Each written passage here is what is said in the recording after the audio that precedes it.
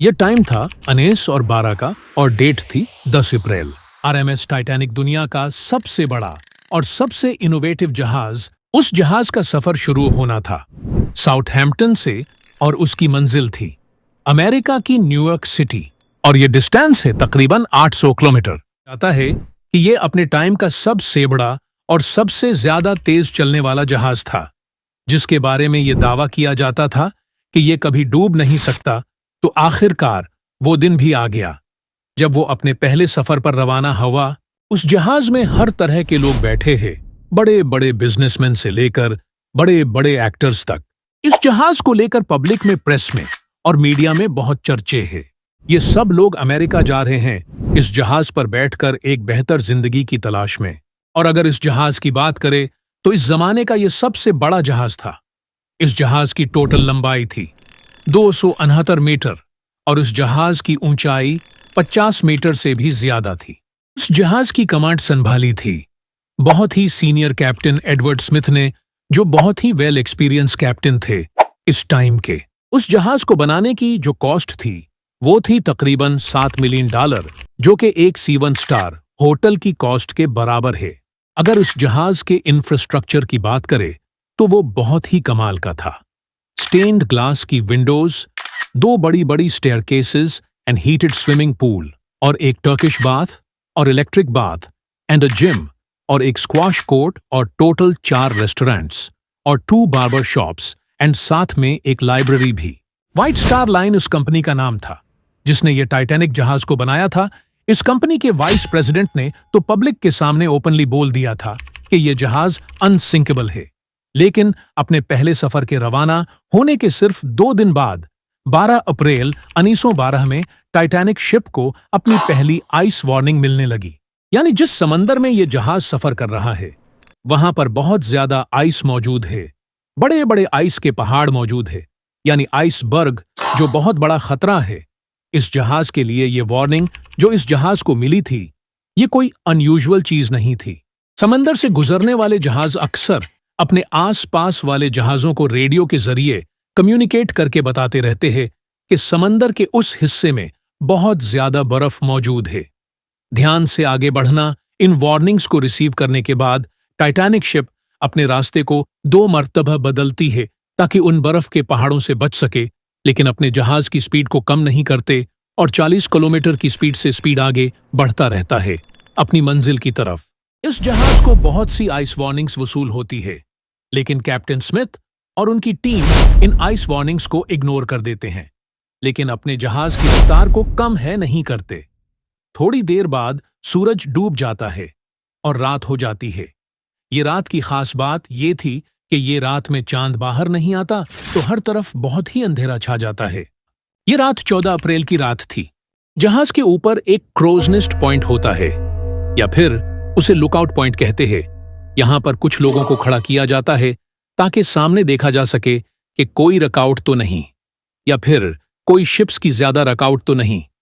तो जो लोग भी यहां ड्यूटी देते हैं उनको बहुत ही ठंड का सामना करना पड़ता है। और उस दिन भी बहुत तेज रफ्तार ठंडी हवाएं चल रही थी, जिससे आंखों में आंसू भी आने लग जाते हैं और आगे देखना और भी मुश्किल हो जाता है। रात के तकरीबन 12 बजे रीडरिक फ्लीट इस जहाज के क्रोज नेस्ट में बैठा है। ये अचानक से अपने सामने देखता है एक बहुत बड़ा बर्फ का पहाड़, यानी एक आइसबर्ग। ये जल्दी से घंटी को बजाता है ताकि नीचे बैठे लोगों तक ये आवाज जाए। फिर फोन उठाकर जल्दी से कॉल करता है ऑफिसर को और बताता है सामने हमारे एक आइसबर्ग है, जल्दी से जहाज को मोड़ो। ऑफिसर विलियम इस मैसेज को जल्दी से इंजन रूम तक लेकर जाते हैं और कहते हैं कि जहाज को लेफ्ट डायरेक्शन में मोड़ो, लेकिन बदकिस्मती से बहुत ज्यादा देर हो जाती है। ठीक 1 मिनट के बाद जहाज एक बहुत बड़े आइसबर्ग से टकरा जाता है। ये आइसबर्ग भी कोई छोटा नहीं था। साइज में ये तकरीबन 400 फुट चौड़ा था और हाइट में ये तकरीबन क्रोज नेस्ट के करीब आ रहा था। रिसर्चर के मुताबिक इस आइसबर्ग का वजन तकरीबन 1 मिलियन टन था। आइसबर्ग के साथ टाइटैनिक शिप का टकराव फ्रंट राइट साइड से हवा, मतलब के बो के पास हवा था। अब बो कौन सा हिस्सा होता है, इस तस्वीर में आप देख सकते हैं कि सामने का ये वाला हिस्सा होता है बो और बो के नीचे वाला हिस्सा कील कहलाता है।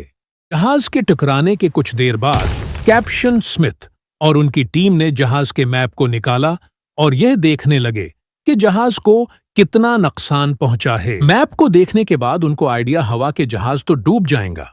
वो बहुत हैरान थे कि यह जहाज तो अनसिंकेबल था। जैसा कि वीडियो के स्टार्ट में बताया कि जिस कंपनी ने यह जहाज बनाया था उसने दावी किया था कि यह जहाज हमेशा का रहेगा, अनसिंकेबल है यानी कभी डूब नहीं सकता। उसकी वजह के उस जहाज का सेफ्टी सिस्टम बहुत कमाल का था। उस जहाज में 2 मेन सेफ्टी फीचर्स थे जिसकी वजह से कंपनी ये दावी करती थी। पहला, उसमें एक डबल बॉटम लेयर्स थी। उसका मतलब है कि जहाज में 2 लेयर्स लगी थी। अगर नीचे से एक लेयर टूट भी गई तो दूसरी लेयर बचा लेगी। और एक और सेफ्टी सिस्टम ये कि उस जहाज की बॉडी को 16 अलग अलग हिस्सों में डिवाइड किया गया।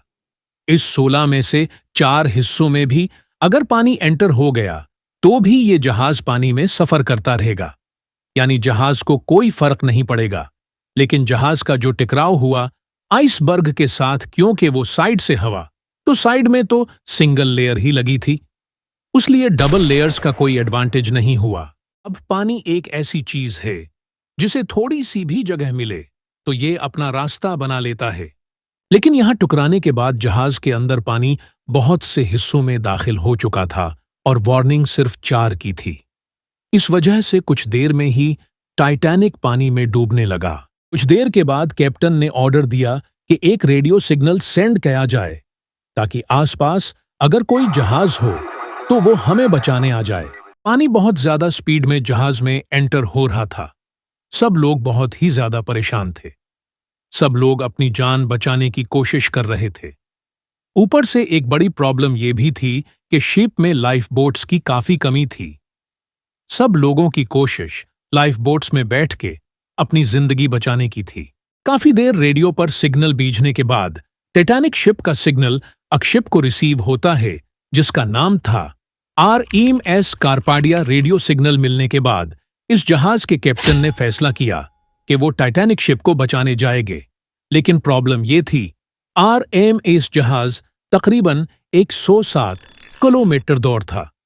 ये अपनी टॉप स्पीड पर भी आता तो उसे पहुंचने में पूरा 1 दिन लगना था। पानी था कि जहाज में रुकने का नाम ही नहीं ले रहा था। हर तरफ मौत ही मौत थी। तकरीबन 3 बजे के करीब जहाज 2 टुकड़ों में टूट गया।